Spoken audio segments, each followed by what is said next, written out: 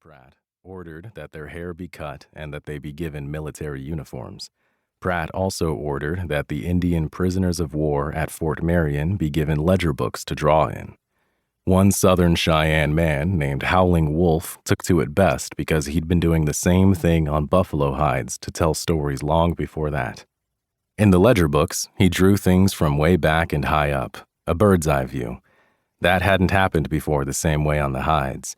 It was only after that long train ride from Oklahoma to Florida with iron chains around his wrists and ankles that Howling Wolf began to draw from where birds saw things.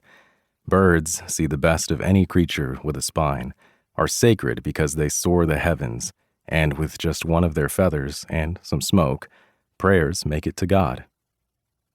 The Indians were allowed to sell their drawings to white people who came to witness the prisoners of war. These Kiowa, Comanche, Southern Cheyenne, Arapaho, and Caddo people, to see them dance and dress up Indian, see the vanishing race before it was gone, and to take home a drawing, a polished sea bean, or a bow and arrow, curios they were called, as if a souvenir from an amusement park or human zoo, which were popular at the time and tended to include Indians. Drawings of Indian life as depicted by Indians on pages made to keep track of transactions were sold as some of the first Indian art. Pratt drew from his experience at the prison castle as if it were a blueprint for the Carlisle Indian Industrial School, which opened just a year after the prisoners were released. Starting in 1879, Indian parents were encouraged and coerced and threatened with jail time if they refused to send their children to school. In one case, Hopi parents from Arizona who had refused such orders were sent to California, to Alcatraz, for 9 months as punishment. The prisoners were stripped of their clothes and given military uniforms, told they'd be there until they learned beyond a shadow of a doubt the error of their evil ways.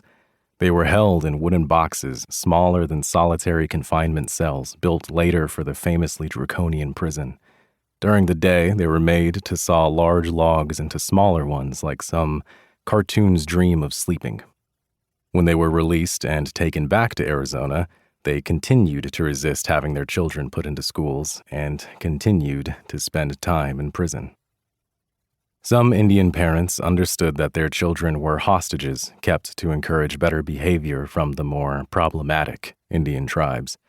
Others were forcefully taken from their homes on what some Indians then called the Iron Horse, on loud trains across unknown lands, to a school where they were subjected to disease and starvation and taught that everything about being Indian was wrong.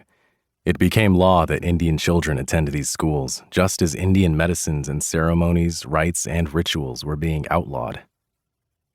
At Carlisle, they were taught that they were to become Carlisle Indians, a new tribe of Indians made up of many tribes but belonging to none, belonging to the school, which belonged to and was funded by the U.S. government.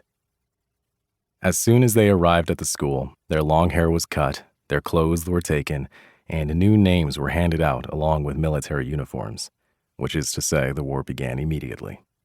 Each day they did military drills and marched as if against themselves in daily battles happening first from the outside in and then from the inside out like a disease.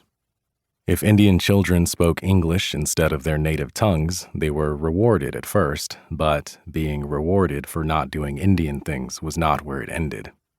Beatings and jail time and countless other kinds of abuse became routine. You were supposed to kill the entire Indian if they were to be saved. Later, it was said that Indian children in boarding schools had the same chance of dying as soldiers in one of the world wars.